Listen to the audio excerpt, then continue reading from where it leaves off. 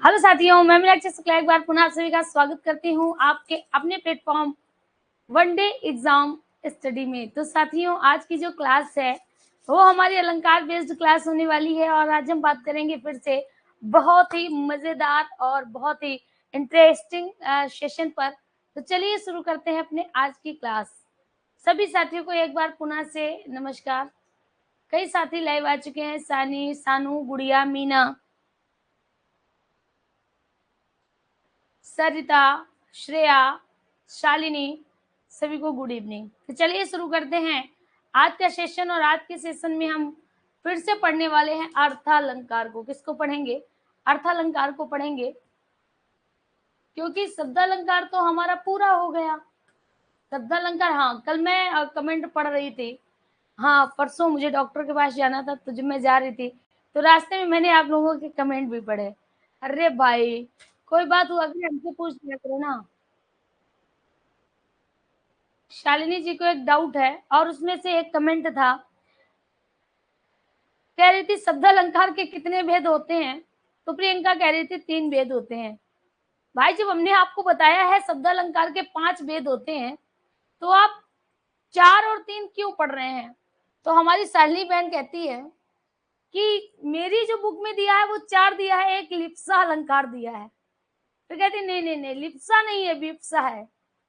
तो भाई फिर से समझ लीजिएगा, शब्दालंकार के 5 भेद हैं। अब आप बचपन में नहीं है जो कक्षा 1, 2 या सेकेंड, फोर्थ, थर्ड, फिफ्थ में है, जो आप याद कर चुके हैं,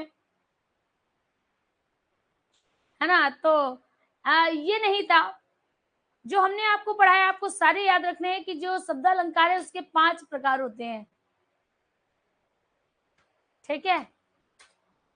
आप लोग सोचते हैं हम आपके कमेंट नहीं देखते, कभी कभी हम भी देख लेते हैं। ठीक है, चलिए। तो मेरे साथियों, अगर आपका कोई डाउट है तो भाई जल्दी से पूछ लीजिएगा। अभी प्रारंभ का सेशन आपका है, 2-4 मिनट तो आपके लिए है पूछने और पूछाने के लिए। जिसको जो कुछ पूछना है फटाफट पूछिएगा, फिर मैं क्लास स्टार्ट करूं। जल्दी से पूछ लीजिएगा।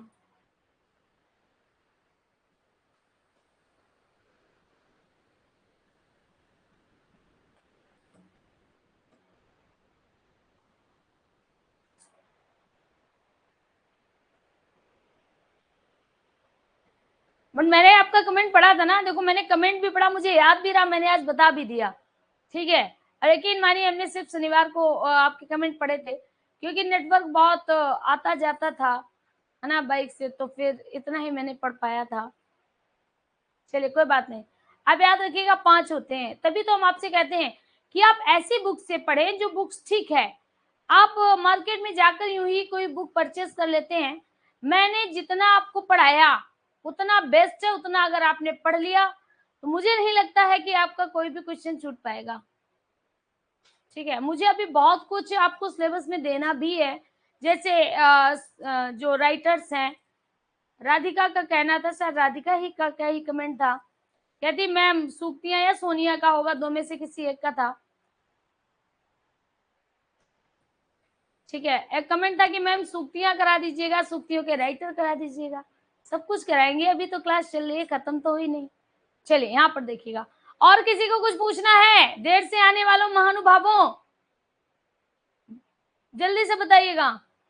हाँ, आप लोग तो भाई रिश्तेदार हैं, रिश्तेदार तो आराम से आते हैं। हाँ शालिनी जी, बस आप क्लास लीजिएगा, क्लास से आपका बहुत कुछ हो जाएगा, यकीन मानिएगा। चलिए, नहीं तो बिहार सुपर टेट में भर के देख लीजिएगा, पता चल जाएगा। चलिए, अब मैं बात करने वाली हूं आगे। यहाँ पर आपको दिख रहा है अपूर्ति अलंकार। क्या दिख रहा है? अपूर्ति अलंकार दिख रहा है। जैसे आपने अपूर्ति अलंकार देखा तो आपके मन में एक विचार आया, कि अपूर्ति अलंकार किसे कहते हैं। तो यहाँ पर आपको, मेरी इस बात पर आपको ये याद रखना है कि जैसे रूपक अलंकार था, रूपक अलंकार, तो रूपक में क्या कहता है? उपमेय में उपमान का आरोप का भेद सहित, या इसी को कहते हैं अभेद आरोप, क्या कहता है? अभेद आरोप। यानी यहां पर कहता है कि उपमेय और उपमान के बीच में कोई अंतर नहीं था। तभी तो हम क्या कह रहे थे, हमने कहा मुख चंद्र है, क्योंकि यहां पर कहता है उपमेय और उपमान के बीच में कोई अंतर नहीं है, तो हमें सासी से सा नहीं लगाना है। क्लियर? यहां पर आपको क्या याद रखना है, जब अपहृति अलंकार आए, किसकी बात कर रहा है? जब मेरे साथी अपहृति अलंकार आए तो आपको ये याद रखना है कि यही रूपक की डेफिनेशन है, सेम टू सेम रूपक की डेफिनेशन है।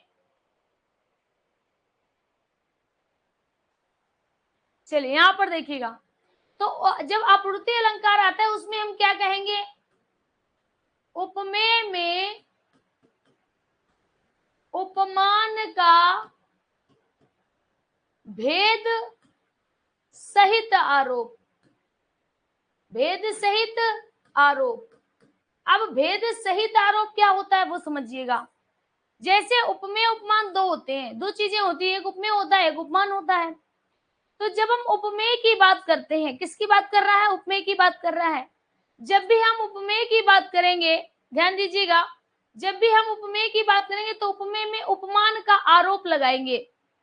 उपमेय में उपमान का आरोप, जैसे अगर कहा जाए मुख चंद्र, यानी मुख उपमेय है और चंद्रमा उपमान है, तो मैंने मुख को क्या बना दिया? चंद्रम बना दिया।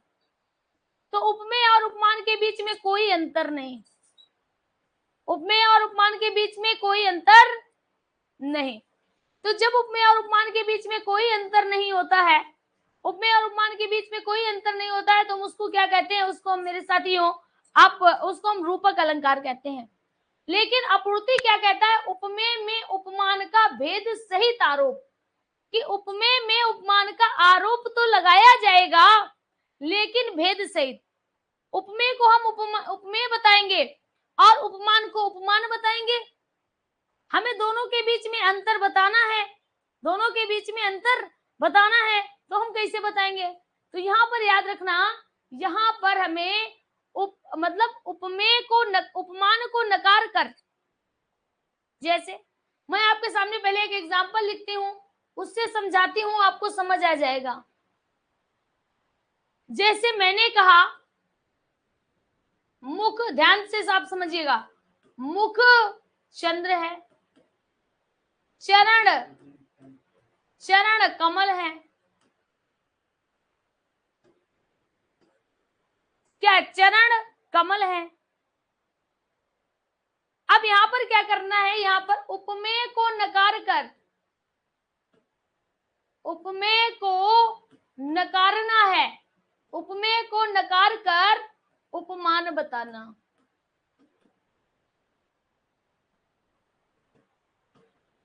ध्यान दीजिएगा, यहां पर क्या कह रहा है कि उपमेय को नकार कर, यानी उपमेय को नकारना है, उपमेय को मना कर देना है, उपमेय को नकार कर। कहता है उपमान बताना, यानी उपमान को बताना है। जैसे अगर यहां पर हम, उपमेय क्या है? मुख है, और चंद्र क्या है? उपमान है। अब ये तो हमारा रूपक हो गया, क्या हो गया? रूपक हो गया। अगर इसी से हमें अपहृति बनाना है, क्या बनाना है? अपहृति बनाना है, तो हमें क्या करना होगा? हमें उपमान को नकारना होगा। तो उपमान क्या है? मुख है, तो मैं क्या कहूंगी? मुख नहीं, मुख नहीं। कहता है उपमान बताना, यानी उपमेय को नकार कर उपमान बताना। उपमान क्या है? चंद्र है, तो मुख नहीं चंद्र है। चरण नहीं कमल है।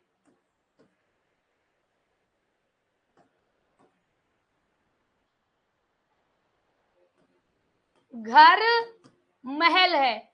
जैसे कभी कभी किसी किसी का बड़ा घर होता है गांव में, है ना, और कोई शहर वाली, है ना, छोरी, कहने का मतलब फ्रेंड, अगर गांव वाली फ्रेंड के यहाँ जाती है तो कहती है तुम्हारा घर कितना बड़ा है। तो जब वो उस घर का आकार देखती है, कहती तुम्हारा घर कितना बड़ा, एकदम महल जैसा, या तुम्हारा घर कितना सुंदर, महल जैसा, बोलती है कि नहीं? तो यहां पर हम क्या कहेंगे, हम कहेंगे घर नहीं, घर नहीं महल है,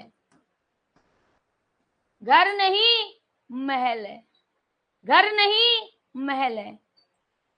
ये बात किसको नहीं समझ में आई?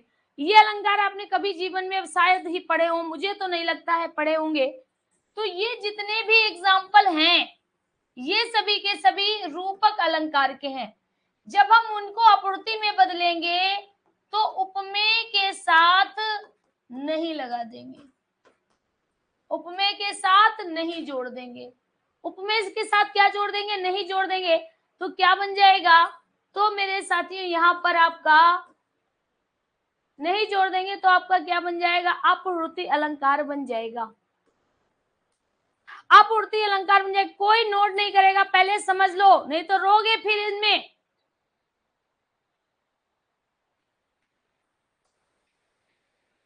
अब सुजाता जी कहती हैं, जरा मैम बता दीजिएगा, चंद्र खिलौना, चंद्र खिलौना। अब देखिएगा इसमें आप अंतर समझिएगा। चंद्रमा क्या है? उपमान है। चंद्रमा क्या है? उपमान है। और खिलौना क्या है? उपमेय है कि नहीं है? बोलिएगा, इसमें तो आपको कोई डाउट नहीं है। मैंने क्या कहा? चंद्र खिलौना। तो जो चंद्र है, चंद्र उपमान है, क्योंकि कन्हैया जी खिलौने के रूप में चंद्रमा मांगते हैं, खिलौने के रूप में चंद्रमा मांगते हैं, तो चंद्रमा उपमान है। चंद्रमा क्या है? उपमान है। और जो खिलौना है वह उपमेय है। खिलौना क्या है? उपमेय है। खिलौना क्या है? उपमेय है। तो यहां पर हम क्या कह सकते हैं? जो उपमान है, उपमान को उपमान बताना है, उपमेय को नकार कर। किसको? उपमेय को नकार कर। तो इसमें क्या है? इसमें तो रूपक है। लेकिन जब हमें आपूर्ति बनाना है तो आप लोग क्या बनाएंगे? बताइएगा भाई, जल्दी से बताइएगा आप सभी लोग। स्नेहलता, रेणु, सभी लोग बताइएगा। रूपवती, राधिका, सुजाता, कोमलपाल, कोमल साहू, पूर्वी मिश्रा, क्वीन शर्मा, भाई जल्दी बताइएगा। कवि, कवि है नहीं, गायब है।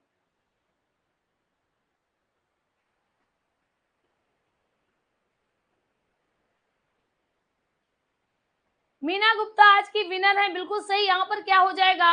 हमें उपमेय को नकारना है, तो हम क्या कहेंगे? खिलौना नहीं, खिलौना नहीं। अगर माँ समझाती, माँ क्या कहती कि भैया वो खिलौना नहीं है, वो चंद्रमा है, खिलौना नहीं है, वो चंद्रमा है।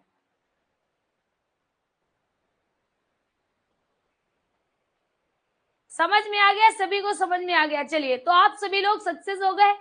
मैं इसको समझाने में सक्सेस हो गई। मैंने कई बार इसको समझाया, लेकिन नहीं समझ में जल्दी आता है लोगों के। ठीक है, चलिए इसको जल्दी से, इसीलिए हमने आज सबसे पहले आपको रूपक से एग्जाम्पल देकर समझाया कि कैसे उपमेय से उपमान निकालते हैं। उपमेय उपमानता में सादृश्यता अगर है, समानता है, उपमेय और उपमान में सादृश्यता है तो उपमा होगा, लेकिन उपमेय को उपमान ही मान लेना, उपमेय और उपमान में कोई अंतर ना होना, रूपक हो जाएगा। और उपमेय को नकार कर उपमान बताना, तो साथी यहाँ पर क्या हो जाएगा? याद रखिएगा, यहाँ पर आपका यही हो जाएगा। क्लियर? अगर सभी को समझ में आ गया तो जल्दी से भाई लिपिबद्ध कर लें, क्योंकि इस वीक इसको खत्म करना है। जल्दी से आप लोग लिखिएगा।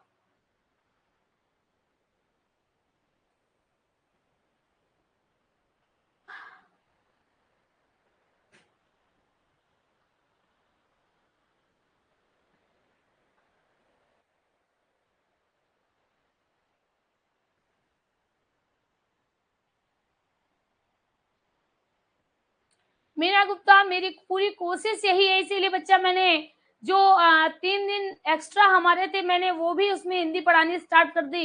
कभी कभी ऐसा होता है, जैसे मुझे शनिवार को मैंने कहा था मैं पढ़ाऊंगी, बट थोड़ा दिक्कत हो रही थी, इसलिए मुझे दवाई लेने जाना पड़ा, तो आपकी संस्कृत की क्लास नहीं हो पाई थी। तो हमारी एक प्यारी बिटिया राधिका कह रही थी कि भाई क्लास नहीं होती है ना, आधा समय इंतजार में निकाल जाता है, आधा पता नहीं, ऐसा कुछ मैंने पढ़ा था कमेंट। तो कभी कभी होता है ना कि नेटवर्क इशू होने की वजह से हम लोग मैसेज भी नहीं डाल पाते हैं, और जब आपका काफी आप लोगों ने चैट कर डाली, इसके बाद मैंने वो कमेंट देखे थे, तो अब कभी कभी ऐसा हो जाता है। मैंने सोचा सर ने आपको बता दिया था मैथ की क्लास में कि मैम आज क्लास नहीं लेंगी क्योंकि मैम को दवा लेने जाना है, तो मैंने सोचा हो सकता है आपने समझ लिया होगा, सुन लिया होगा। छोटे बच्चों वाली हरकतें कब जाएंगी आपके। हाँ, राधिका कहती है जी कहा था।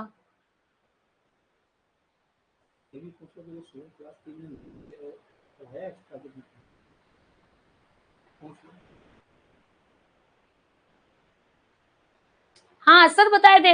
अब देखिए मैं जो क्लास लेती थी हिंदी की वो तो 3 दिन का ही टर्न था, लेकिन मैंने उसको 6 दिन किया। क्यों? क्योंकि आपका सिलेबस जल्दी से जल्दी कंप्लीट कराए। मैं एक्स्ट्रा आपको क्लास करवा रही हूँ, है ना। और कभी कभी अगर नहीं क्लास होती तो आप ऐसे करने लगते हैं।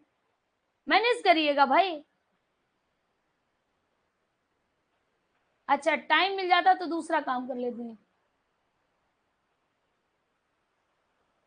चलिए कोई बात नहीं।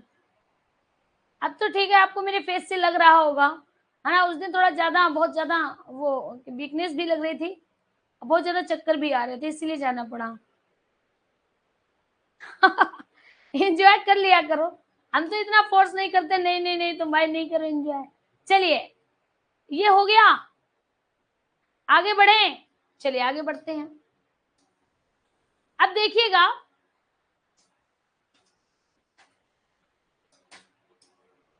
अब इसके बाद मेरे साथियों यहां पर देखिएगा, दूसरा जो अलंकार आपूर्ति अलंकार आता है, इसके बाद आता है अतिशयोक्ति।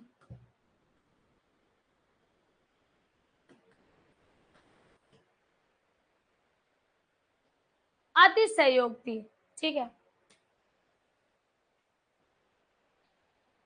आपकी बात बिल्कुल सही है। देखिए होता क्या है, जैसे अगर आप मतलब मॉर्निंग में अगर दवा लेने जाते तो आपकी काफी क्लासेस छूट जाती हैं, और ये मोस्टली कह सकते हो कि सारी क्लासेस छूटती हैं, ठीक है। तो पहले वहां तो ये सिस्टम रहता है, पहले नंबर लगवाओ जाके, फिर घंटों इंतजार करो। तो सर मॉर्निंग में लगाए थे नंबर, फिर कहीं शाम को हम लोग गए तो दिखाए जाके।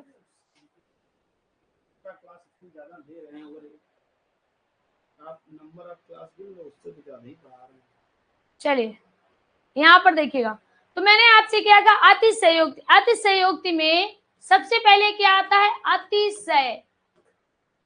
अतिशय का मतलब होता है बढ़ा चढ़ाकर, बढ़ा चढ़ाकर, ठीक है। फिर दूसरा आता है उक्ति। उक्ति का मतलब क्या होता है, उक्ति का मतलब होता है कथन। समझिएगा यहाँ पर क्या कहता है, पहला क्या कहा, अतिशय का मतलब होता है बढ़ा चढ़ाकर, उक्ति मतलब होता है कठिन, सॉरी कथन, क्या होता है कथन।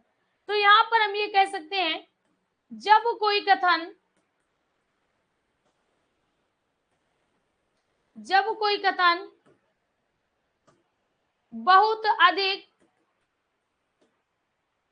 बढ़ा चढ़ाकर कहा जाए,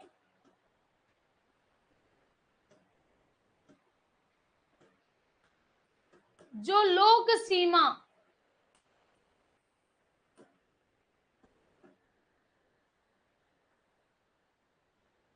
जो लोक सीमा से परे हो, जो लोक सीमा से परे हो, अतिशयोक्ति अलंकार कहलाता है।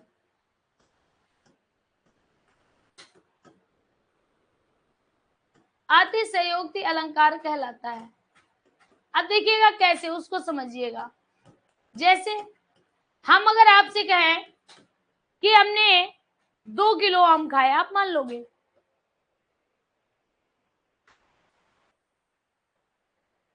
अगर हम आपसे कहें कि मैंने 4 किलो आम खाए, आप मान लीजिएगा। बट अगर हम आपसे कहें मैंने 40 किलो आम खाए और फिर भी भूखे रह गए, तो आप क्या कहेंगे? आप कहेंगे भैया ये तो अतिशयोक्ति की हद हो गई। क्योंकि जो सामान्य था, मतलब कोई इंसान है 2 किलो खा सकता है, 4 किलो खा सकता है, 8 किलो खा सकता है, इससे ज्यादा नहीं खा सकता है। बहुत भूखा हो तो इतना खा सकता है, इससे ज्यादा नहीं खा सकता है। तो कहने का मतलब यह हुआ कि अगर इससे ज्यादा खाता है, कहने का मतलब इससे ज्यादा वर्णन में होता है, तो लोक सीमा, जो दायरा है, दायरा से बहुत ऊपर निकल जाता है। दायरे से जब कोई चीज बहुत ऊपर निकल जाती है तो हम उसको क्या कहते हैं, लोक सीमा से परे, अपनी सीमा से परे।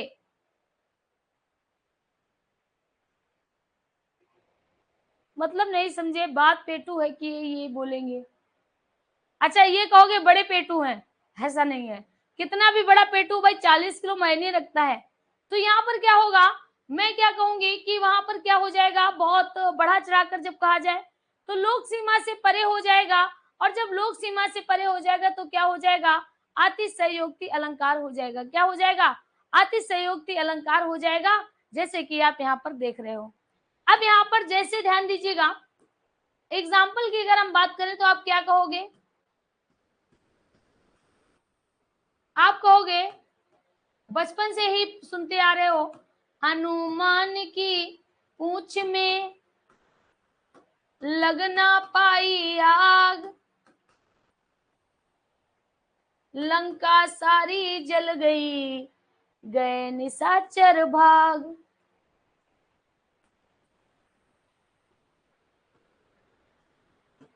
लंका सारी जल गई, गए निशाचर भाग। ठीक है, कहते हैं हनुमान की पूंछ में लगना पाई आग। हनुमान की पूंछ में भैया आग नहीं लगी थी। और फिर क्या कहते हैं, लंका सारी जल गई। जब आग ही नहीं लगी तो लंका कैसे जली, लंका को नहीं जलना चाहिए जब आग ही नहीं लगी। फिर क्या कहती, लंका सारी जल गई, लंका पूरी जल गई, और गए निशाचर भाग। जब लंका जल गई, लंका समुद्र के बीचों बीच थी, तो जब लंका जल गई तो निशाचर भी जल गए होंगे, भाग कर कहां गए होंगे, कहीं नहीं गए होंगे, क्योंकि पुल तो बना नहीं था, पुल तो बाद में बना ना। तो ये जो है ना, ये अतिशयोक्ति की सीमा से बहुत ज्यादा परे है। क्या हो जाएगा, अतिशयोक्ति हो जाएगा। क्या हो जाना है, अतिशयोक्ति हो जाएगा। आगे देखिएगा, एग्जाम्पल नंबर 2। ठीक है, ये एग्जाम्पल नंबर 1 क्या कहता है, कहता है आगे नदियां पड़ी अपार, आगे नदियां पड़ी अपार, घोड़ा कैसे उतरे पार, घोड़ा कैसे उतरे पार, राणा ने सोचा इस पार,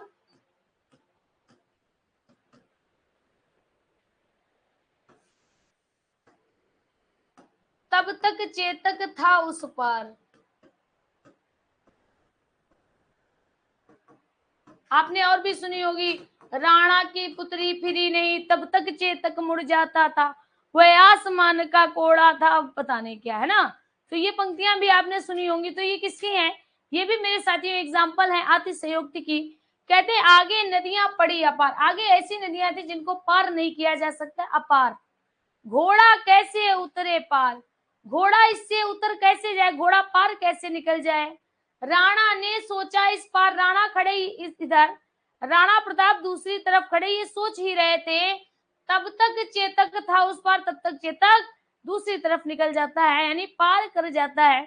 तो ये मेरे साथियों क्या है, अतिशयोक्ति की हद है। अतिशयोक्ति का बहुत ज्यादा बढ़ा चढ़ाकर अतिशयोक्ति की भी सीमा पार कर दी है।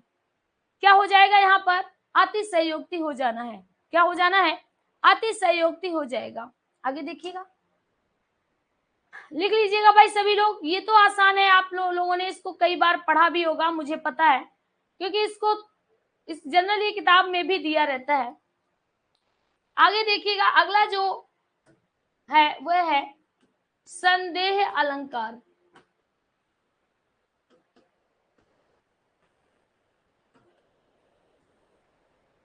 संदेह अलंकार, संदेह का मतलब होता है शक। संदेह का अर्थ क्या होता है, शक होता है। आप लोग भी जानते हो कि शक का इलाज नहीं हो सकता, सुना है ना कि शक का कोई इलाज नहीं। दुनिया में हर बीमारी का इलाज है, डॉक्टर ठीक कर देगा, लेकिन शक की आज तक दवा नहीं बन पाई है। तो यहाँ पर जो संदेह होता है, संदेह को हम क्या कहते हैं, शक कहते हैं, शक। तो यहाँ पर यानी जो संदेह अलंकार होगा, इसमें उपमेय और उपमान के बीच, और उपमान के बीच संदेह बना रहेगा। क्या बना रहेगा, उपमेय में उपमान का संदेह बना रहेगा। उपमेय में उपमान का संदेह बना रहेगा। मैंने क्या कहा कि शक का कोई इलाज नहीं, यानी जो शक होता है वह मेरे साथियों बना रहता है। शक जो होता है शक बना रहता है, भ्रम दूर हो जाता है, भ्रम दूर हो जाता है। तो यहाँ पर देखिएगा मैंने क्या कहा कि जो संदेह होता है उसमें उपमेय और उपमान के बीच संदेह होता है।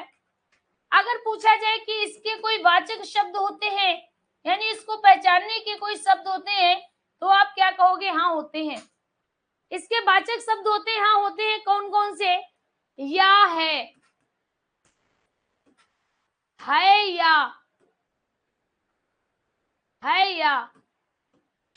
या ये सभी क्या है? ये सभी इसके वाचक शब्द हैं। जैसे जैसे जैसे आपने पढ़ा होगा, नारी बीच साड़ी है कि साड़ी बीच नारी है, नारी बीच साड़ी है कि साड़ी बीच नारी है।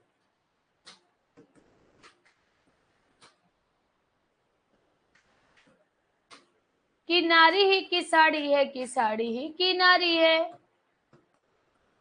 कि नारी ही कि नारी ही की साड़ी है, नारी की साड़ी है। कि नारी ही की साड़ी है कि साड़ी ही की नारी है।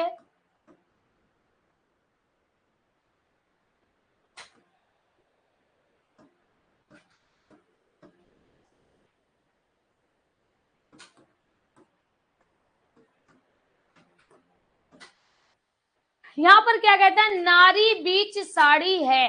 क्या कहता है? नारी के बीच में साड़ी है। ध्यान दीजिएगा, क्या हमने कहा? हमने कहा नारी बीच साड़ी है, कि नारी के बीच में साड़ी है, कि साड़ी बीच नारी है, कि साड़ी के बीच में नारी है। नारी के बीच में साड़ी है कि साड़ी के बीच में नारी है। समझ नहीं आता है। दुशासन जब द्रौपदी का चीरहरण करता है तब उसी समय की कथानक का वर्णन है। कहता है कि नारी ही की साड़ी है, कहता है नारी ही की साड़ी है, यानी नारी की साड़ी बनी हुई है या साड़ी की नारी बनी हुई है, नारी की साड़ी बनी हुई है या साड़ी की नारी बनी हुई है, ये इसमें कहा गया है।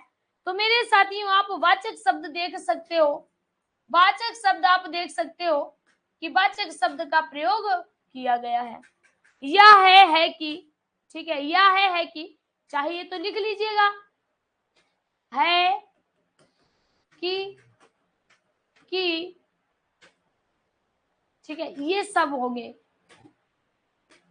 क्लियर? बात समझ में आ गई? दूसरा यहाँ पर एक और एग्जाम्पल है, वो भी मैं बता देती हूँ। राग है कि रूप है? दूसरा एग्जाम्पल देखिएगा, राग है कि रूप है? रूप है कि रस है? रस है कि जस है?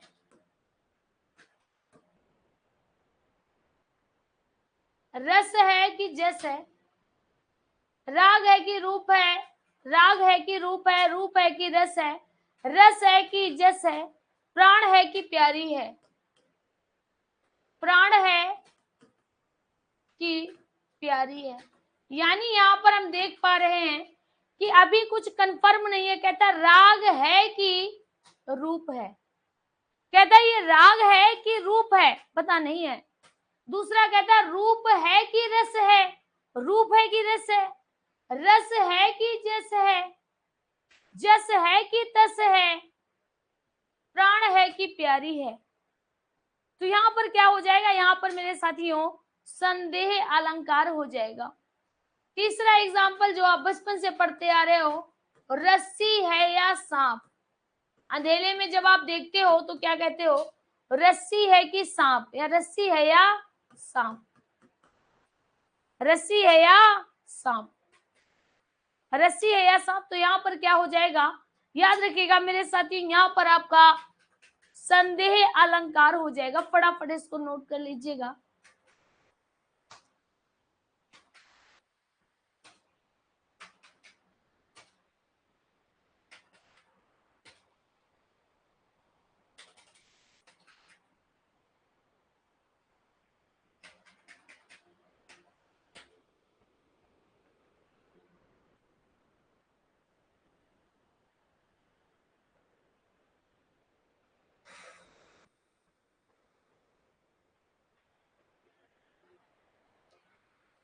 आपको दिख रहा है जो भी हमने सर्कल में करे किए हैं वही इसके वाचक शब्द है, जो हमने इसमें सर्कल में किए हैं वही इसके वाचक शब्द हैं, वही इसके वाचक शब्द हैं।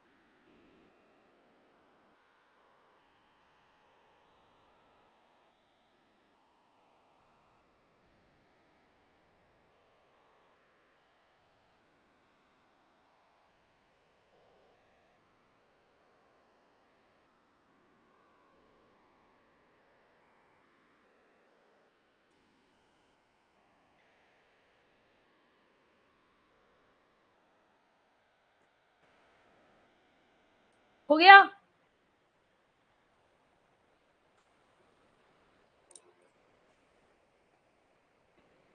चलिए आगे आगे बताया जाए।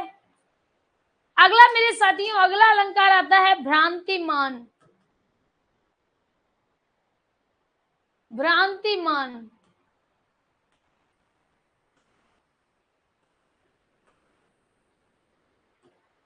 यहां पर हम क्या देख रहे हैं, यहां पर हम कह रहे हैं भ्रांतिमान। अब देखिएगा पहला शब्द क्या है, पहला है भ्रांति। भ्रांति किसे कहते हैं, भ्रांति कहते हैं भ्रम को। अब मान का मतलब है मानना, मान का मतलब क्या है, मानना। ध्यान दीजिएगा,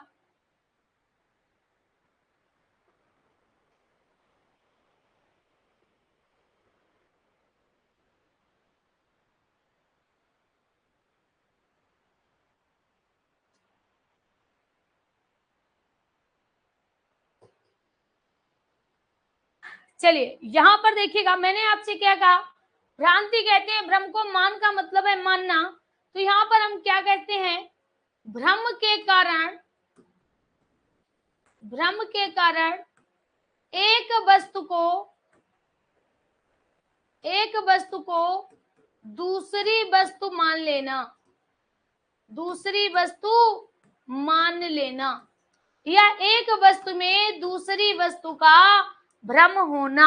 क्या कह सकते हैं, एक वस्तु में दूसरी वस्तु का भ्रम होना, या भ्रम के कारण एक वस्तु का दूसरी वस्तु मान लेना। मैंने क्या कहा, जब एक वस्तु को दूसरी वस्तु मान लिया जाता है तो मेरे साथियों उसमें क्या होता है, भ्रांतिमान हो जाता है। क्या होता है, भ्रांतिमान हो जाता है। जैसे जैसे सभी लोग यहां पर देखिएगा,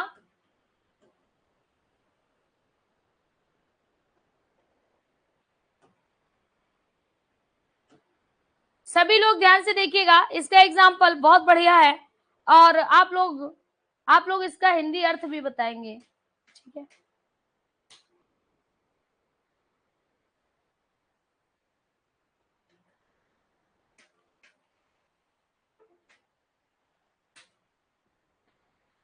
चलिए देखिएगा क्या है, इसका है घिरत घरन, घिरत घरन नूतन पथिक, चले चकित चित भाग, चले चकित चित भागी, फूल्यो देखि पलास वन, फूल्यो देखी पलास बन, समुझ सके दावाग्नि, समुझ सके दावाग्नि। ध्यान दीजिएगा क्या कहता है, घिरत घरन नूतन पथिक। देखिएगा घिरत मतलब घिर जाना, चारों ओर से घिर जाना। घिरत घरन, घरन मतलब होता है घर घर, घर घर में नूतन पथिक, नए नए पथिक, जिन पथिक मतलब रास्तागीर हैं, चले चकित चित भाग, चकित होकर, आश्चर्यचकित होकर क्या होता है, इधर उधर भाग रहे हैं, इधर उधर घरों में जा रहे हैं। कहता है फूल्यो देखी पलास वन, जो पलास का वन है, पलास जो कि हमारा राज्य, जो हमारा राज्य का वृक्ष है यूपी का, तो कहते हैं फूल्यो देखी पलास वन, यानी पलास वन को फूला हुआ देखकर, पलास वन को फूला हुआ देखकर समुझ सके दावांग, समझ लेते हैं क्या कि जंगल में आग लग गई है, यानी जंगल में आग लग गई है ऐसा समझ लेते हैं जब पलास का वन फूलता और फलता है। तो पलास वन को फूलता फलता देखकर उसको जंगल की आग समझ लेते हैं। घिरत घरन नूतन पथिक, और जो नए नए पथिक हैं वो ये समझते हैं कि जंगल में आग लग गई, तो वो चकित होकर चारों ओर भागते हैं। तो यहाँ पर क्या होता है, रियलिटी नहीं है, ये वास्तविकता नहीं है, लेकिन भ्रम के कारण, हम क्या कह सकते हैं, भ्रम के कारण पलास वन को फूला हुआ देखकर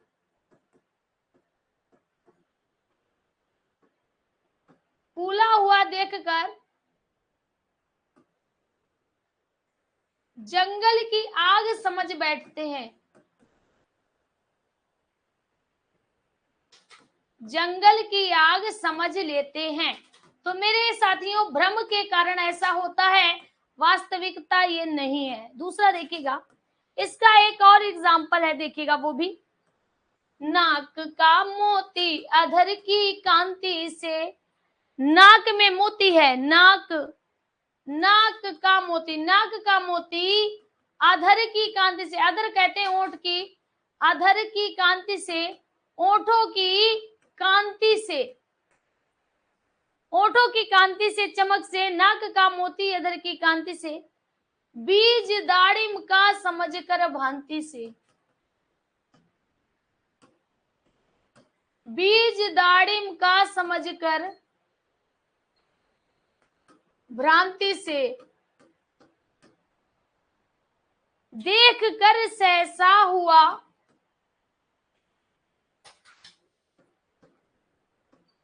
देख कर सहसा हुआ सुख मौन है, देख कर यानी इसको देखकर जो तोता होता है वो चुप हो जाता है, सोचता है अन्य सुख ये कौन है, सोचता है अन्य सुख ये कौन है,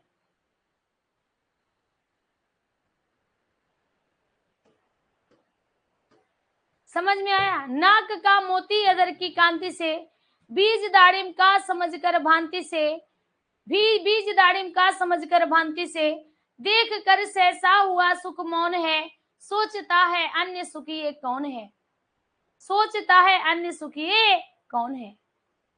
क्लियर? क्या यहां तक आप सभी को बात समझ में आ गई?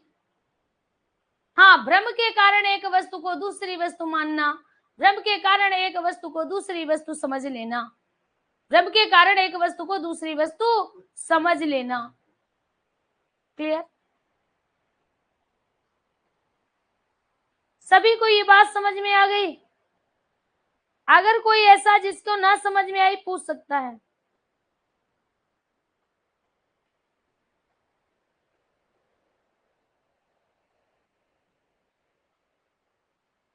चलिए आगे फिर देखते हैं अगला और अंतिम आज का रहेगा, कहते हैं विभावना अलंकार। क्या कहता है? विभावना। ध्यान दीजिएगा, एक बार ये पेपर में पूछा गया था विभावना। बी का मतलब क्या होता है? बी का मतलब होता है विशेष, और भावना का मतलब होता है भावना। भावना का मतलब क्या होता है? भावना का मतलब होता है भावना। अब विभावना अलंकार का डेफिनेशन क्या कहता है? बिना कारण के, बिना कारण या बिना साधन के। सपोज करिए आपको पेड़ काटना है और आपके पास खुरपी ही नहीं है, आपके पास आरी नहीं है, आपके पास काटने वाला कटर नहीं है। क्लियर? तो यहां पर कहता है बिना कारण या बिना साधन के कार्य को साध लिया जाए,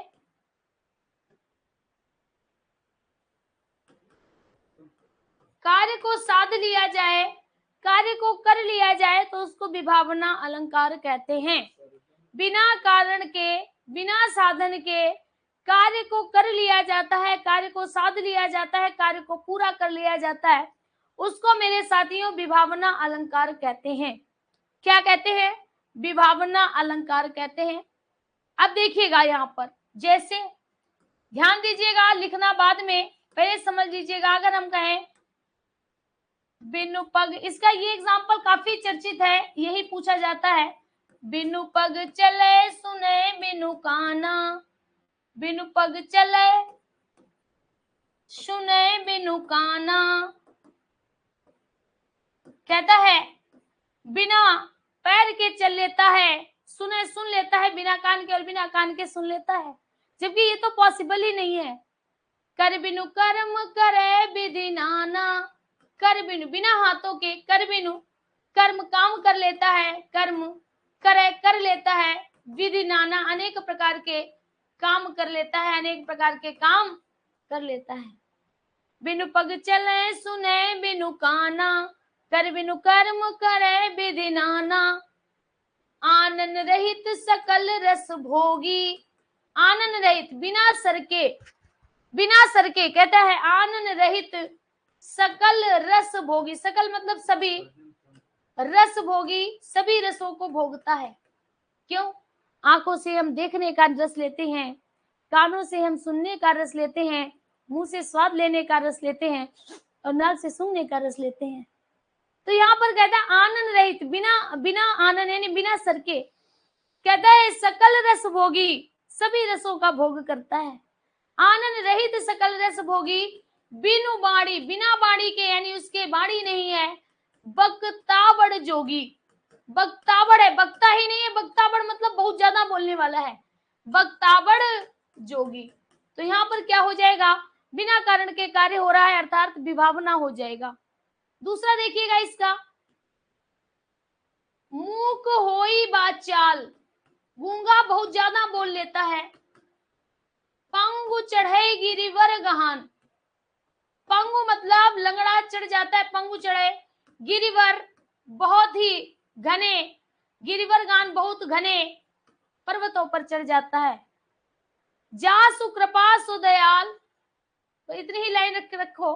तो यहाँ पर आई होप आपको समझ में आ गई होगी मेरी बात।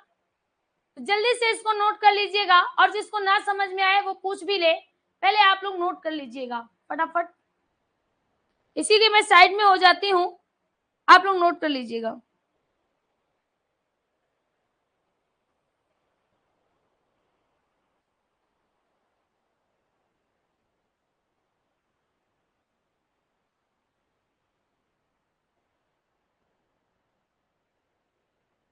जो पूछना है पूछ भी लीजिएगा, लेकिन पहले आप इसको नोट कर लें।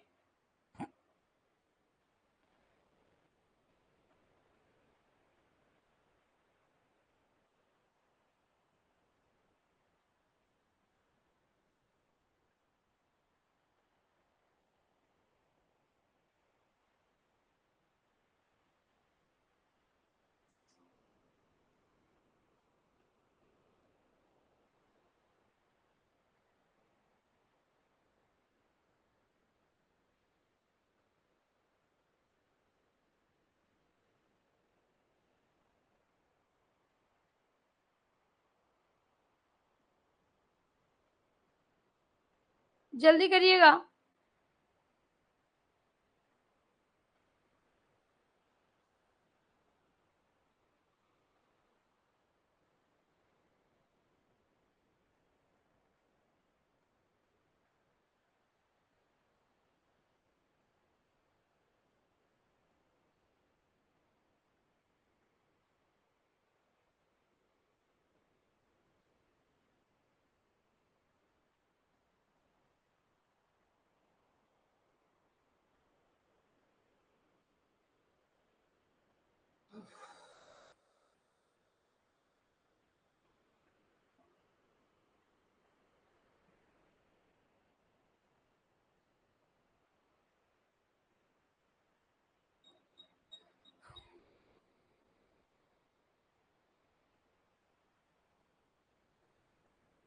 आप में से कई लोगों के कमेंट आ रहे हैं कि हो गया।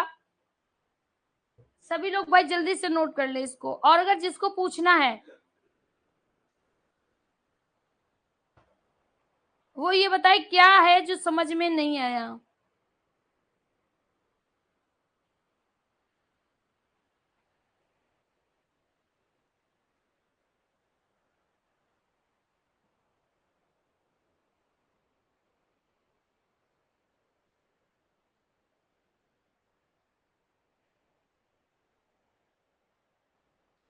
हो गया कुछ ऐसा जो ना समझ में आया है? अगर कोई कुछ ऐसा है जो आपकी समझ में नहीं आया है तो भाई फटाफट आप लोग पूछिएगा।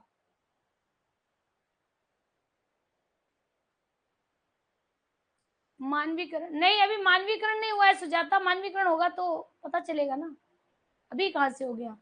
सब क्लियर है? तो चलिए आज की क्लास मेरे साथियों यहीं पर समाप्त करते हैं। और हाँ, कल भूल कर भी मिस मत करिएगा किसी भी क्लास को, क्योंकि अलंकार थोड़ा टफ है। चलिए, तो मेरे साथियों आज की क्लास यहीं पर खत्म करते हैं। Thank you.